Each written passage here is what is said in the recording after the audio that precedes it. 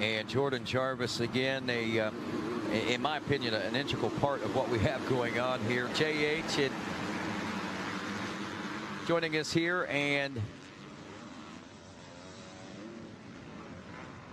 I can't quite see it, but that looks like a yacht. That looks like possibly the 238, possibly of getting that early lead in this one. We'll run down some of the top finishers. Haiden Deegan did take the win in the first moto of this. This was no division races. Bryce Shelley took second.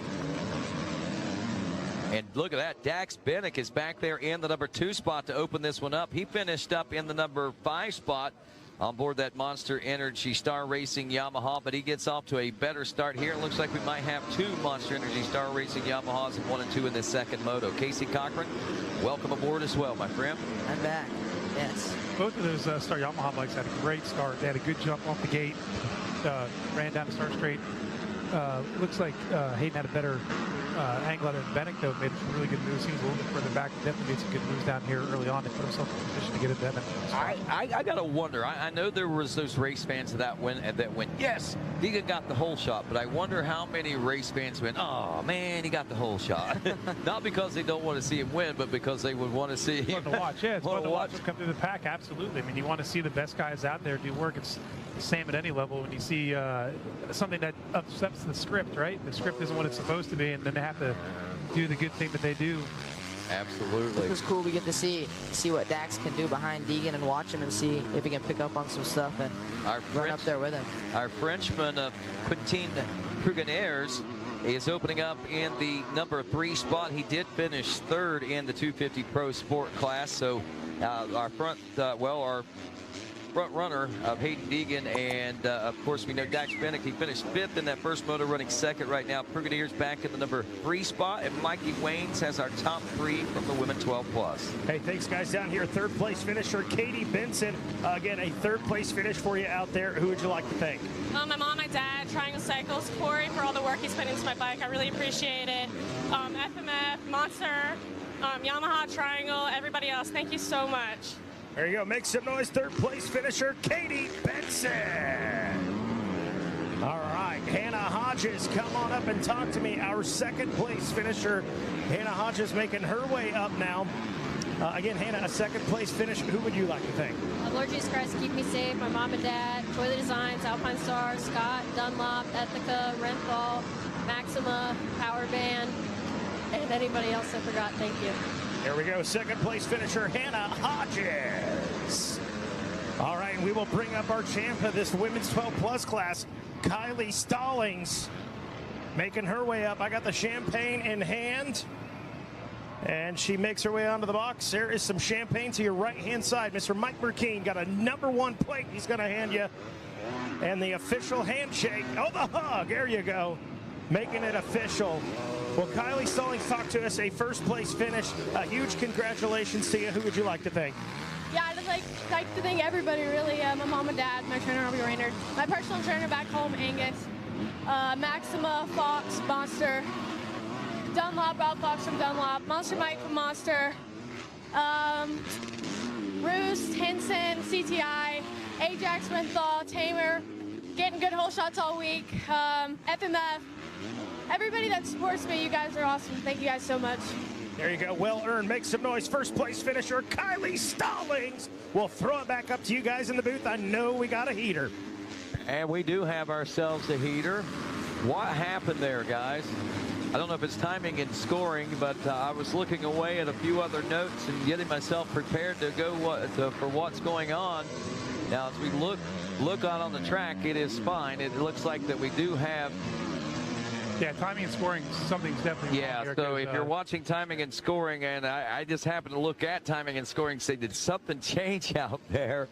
But it is still Haiden Deegan out in front of this one right now, and it is still Dax Bennick back in the number 2 spot, and I believe still Pruganeers in the number 3 position, so shouldn't have any changes in 1, 2, and 3.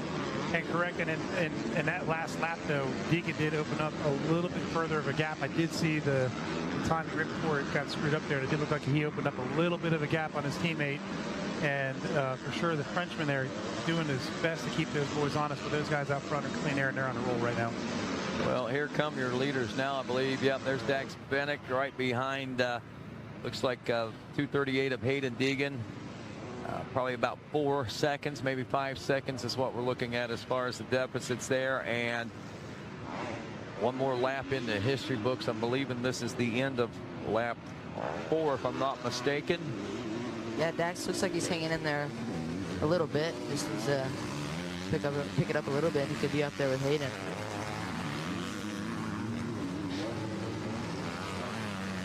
What's your mindset right here, Casey, if you're in the second spot right now? It's a long race, so I would try and, if I was in Dax's position, I'd try and keep him in my sight and see where he's going, see where he's gaining on me, see where I can pick up the lines and see what I can do better than he's doing and make some time up.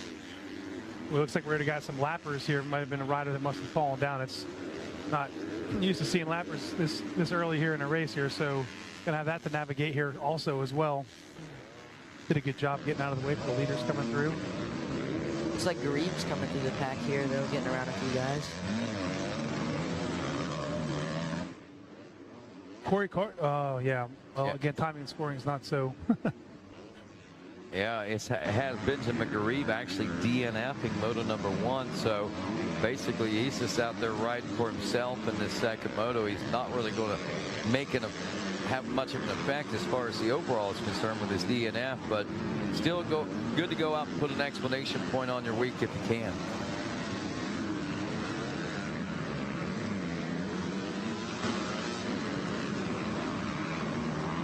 Yeah, Haiden definitely just marking him here from the last lap. He's gapped him maybe a little bit further on that last one, so he's definitely found some lines that suit him right now. He's super comfortable. You can see he looks good on the bike right now. He's attacking the whole way. By no means is Daxton going slow here by any stretch of the imagination. He is definitely rolling as well. Just testament right now to how well Haiden is riding out front. For sure. It's crazy how far apart these top three have spread from each other already. They've already got at least a few seconds between each of them. Yeah, it's about 7 seconds from second to third place. I just did a quick count on that. Looks like timing and scoring trying to reset right now. Lap 1. But I think it gives us our accurate breakdowns right now. 4 seconds between Deegan and Bennick, and like we said, that 7-8 seconds between Bennick and Fruganiers. Haiden Shive in the 4th place position. Benjamin Garib in the number 5 spot. It's Andrew Wallace, Kimball Check, Chris Blackmer, Nate Mason, and Corey Carson now rounding out the top 10. I like the different riding styles here too. Definitely a difference here. You notice, watching the Frenchman on the motorcycle, they have a distinct style that seems to come from those riders in France, and he's got it here. He just has a more natural looking flow to him. What do you think, Casey? What do you see here on the style on the motorcycle? Definitely, he's definitely his own unique rider. The Euros they got their own different style, and they ride the bike completely differently than we do. And Garib, bike, I did see some smoke come off of it going up the step-ups, and now he's pushing it. So it looks like we got Haiden here. It looks like... Oh, Garib, yeah, okay, Garib pushing his bike. Gotcha. Yeah, so that's Deegan still on course. If you saw the Yamaha and took a deep breath thinking, oh my, no, that was Benjamin Garib. Just, he was running in that number 5 position. You spent some time racing over there in Europe, Casey. You see it even more so, obviously, on their tracks and their soil, and just even they're more natural, and definitely a different riding style over here in Europe, do you think? For sure. The tracks are a lot different than here, so they just adapt to those conditions differently, and they ride them differently, so it's a different style of riding over there. But all those guys do just... Did you find yourself adapting to that style of riding, try to maybe find a better way through? Definitely. At the beginning, it was tough. Getting used to those tracks, but as the week went on riding there, I definitely got more comfortable as it went, and the last moto was definitely my best of the weekend. It's crazy how different the tracks can be overseas compared to here, and how good those guys are on those kinds of tracks.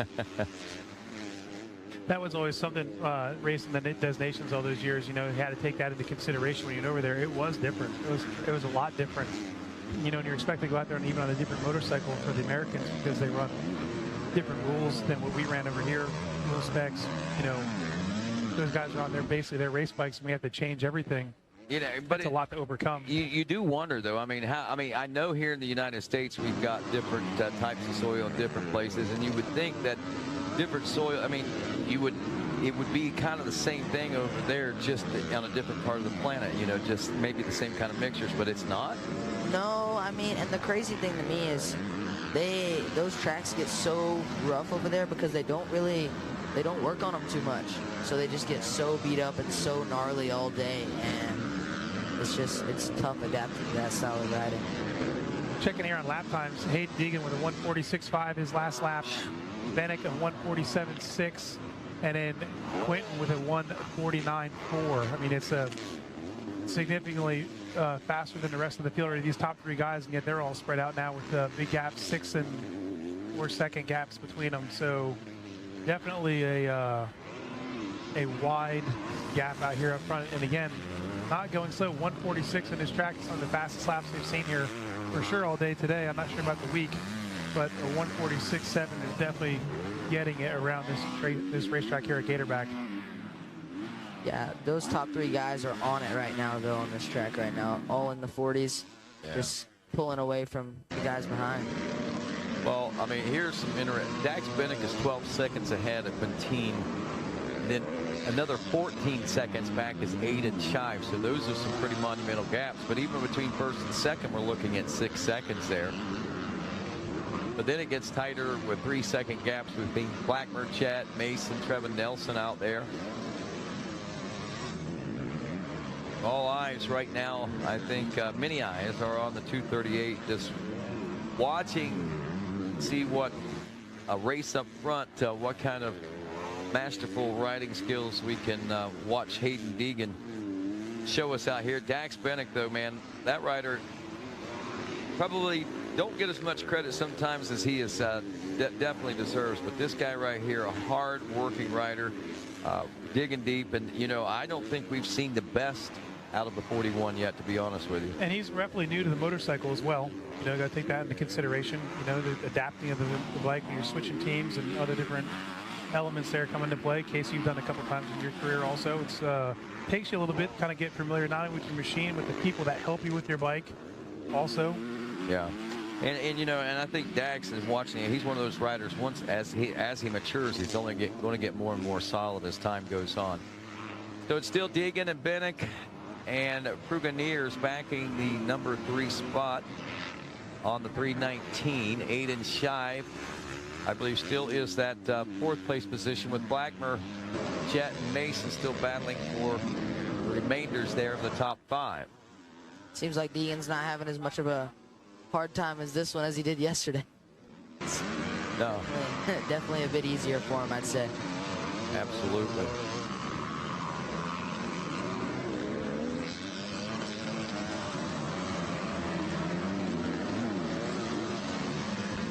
So it looks like we're 13 minutes into this moto. Okay, that's what I was trying to get here. Yeah, we're 13 minutes in on our 20+1 moto here, so still a lot of time left. We've seen this track jump up and grab some guys. We're definitely getting into some lappers now for sure. That's going to have an impact on some of the lines these guys have been taking. They've had it easy so far, kind of picking their way through where they want to go. Now they're going to be forced into some unfamiliar territory, possibly on the racetrack.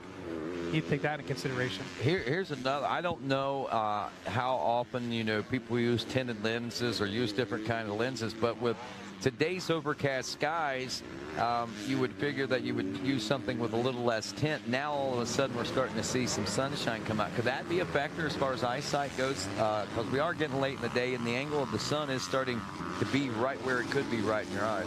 For sure, it's kind of crazy, just as you were saying that the sun literally just peaked out. But yeah, the lens will definitely play a part on how well you can see and choose your lines. But I'd want a little bit of tint at least. But with how it started, I mean, not much. So you really just have to see what's coming. Yeah, and it's not that bright. I mean, it's not at that much of an angle, but give it another hour or so, and it could start to play a little bit of havoc shining in your eyes. But man, Haiden Deegan not having any issues whatsoever. As we roll through another lap, 148. just over 15 minutes, so we'll be at the 17-minute mark. I'm going to start assuming and thinking we're going to have about 3-4 more laps, maybe. That is total guesstimation at this particular point. But 3 laps is about what I expect after this lap. Yeah, he just seems to be chipping away a second a lap from Dax and just slowly pulling that gap away. So that's all you need to do. That's all he needs to keep doing, is just riding smooth and keeping up that pace. Well, do you think Quintine feels this is a successful trip to the U.S. in his first mini-O's? I would 100%, I would 150% say it's a very successful trip coming over here, not knowing the terrain. If it's his first time, I'm not too sure. I don't know him, but if it is, then I would say it's a very impressive ride to come out and hang with these guys, because these guys aren't playing around. Absolutely not. When you get a race against the likes of what we have here in amateur American motocross in these 250 Pro Sports and 450 Pro Sport classes, you literally are racing against the best in the world at this level. How many spectators, Casey, did you have when you ran over race the junior national stations event? Man, I don't even know, but a lot of them didn't speak much English. I would say. And your Finnish wasn't good, or whatever they speak. Where were you guys? Finland, right? Yes, we were in Finland, and I speak no Finnish. So. Their English is better than your Finnish? Yes, it is, believe it or not. Thank goodness for that, huh? I'm just curious. It's interesting to see a rider like that come over here. I'd be curious to see what he thinks about an event of this size when you roll up here to an amateur national event and see this many people, this many motorhomes. I've been to a lot of events in Europe, and they certainly get some good crowds in some locations, but amateur-wise, I'd be curious how this stacks up to some of his bigger amateur races over there in France or anywhere else in Europe he's racing. Yeah, especially you noting this is like one of the biggest amateur races of the year, and all these people are here watching, and to come out and compete with these guys and be consistently in the top 3, top 5, it's impressive for him. Got about 3 minutes left, roughly. We're kind of guessing here based on feedback we get up here in the tower. Timing and scoring for watching at home is not completely accurate with the lap count, but it is correct on the leaderboard, without a doubt. Haiden Deegan in control this one, laying down consistently fast lap times, putting time every lap here. It looks like on his teammate Dax and Bennick in second, Frenchman Quentin in third, Haiden Shive in fourth, rounding out top 5, Christopher Blackmere doing a good job. All these guys, I mean, again, they're not going slow in the back. These lap times are incredibly quick. What we've seen throughout the day here, just those top 3 are just on next level. Yeah, Deegan's still in the 40s. Everyone else is dropping back, slowing down a little bit, but he's still got that pace going. And just watching him here drop down to the pit on your screen here, you can see how aggressive he was to want to make that pass around that lapper before getting up the hill. He didn't want to waste any time, so he'd have a clear track up towards the finish line. 2 minutes to go. 2 minutes to go. We just got word here. 2 minutes to go. Or 2 laps. Sorry, 2 laps to go.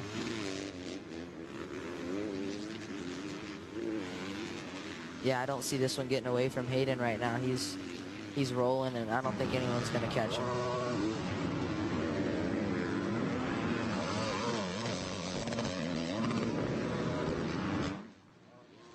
Bennick will get the benefit coming through these lappers of having someone gone here before him already, so he will get that benefit, but unfortunately not enough time for real estate, as Megawalt likes to say, left here in this one with 2 laps to go.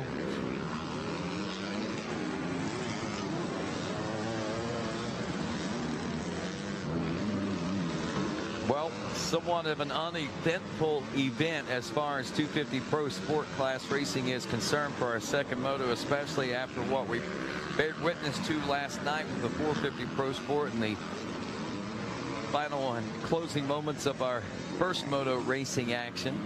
We used to say a boring race is good for somebody. Maybe for Haiden Deegan. That's right. It's a great race for Haiden, so there you go. Yeah, I would definitely like this over.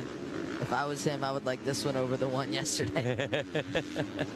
Oh, yeah. I would think, though, man, I mean, that would have to be a pretty good charge. I mean, it would be taxing in a lot of respects, but, I mean, it would have to be kind of an inspiring feeling to be able to do something like that, though. Oh, for sure. The feeling after that, Moto coming from way back and ending up winning is definitely unreal, as the white flag flies right now for the last lap.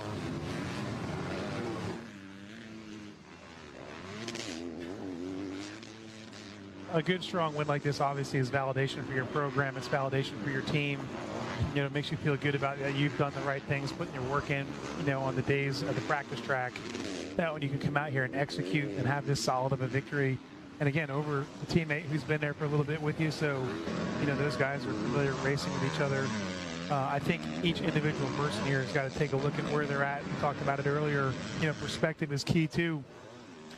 I'm assuming this is the first time that Quentin's raced this track, and I don't know how many times he's raced yet here in the U.S. at all. So I'm not as familiar with his program, but he's 100%, you know, putting in a great ride. If it's anywhere near his first time racing here, but just on this track in general. So, you know, that's a victory in itself for him to take home and be proud of himself that he's got two of the best in this class right now that are about to move up onto the pro ranks, you know, in the near future. And he's out here, you know, running fairly competitively with them, you know, for what he's up against, not having had the extra experience that those guys have here at this location.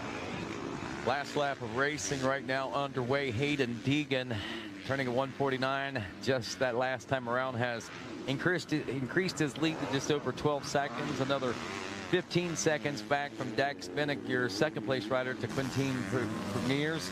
The third place ride, Aiden Shive, and fourth, Chris Blackmer. Now, Shive is another 20 seconds back, so those are the gaps in the front four. And then it's only a second or so back to Blackmer and Trevin Nelson in fifth and sixth. Another 20 back to Nate Mason in seventh. Kimball Jett running in the 8th place position. 9th place is Corey Karsten. Jackson Pascal rounds out the top 10, and Haiden Deegan takes the checkers here in the 250 Pro Sport class and the win, with the overall going 1-1 for 250 Pro Sport here at the 2022 and 51st running of the Thor Mini O's presented by Pro Circuit.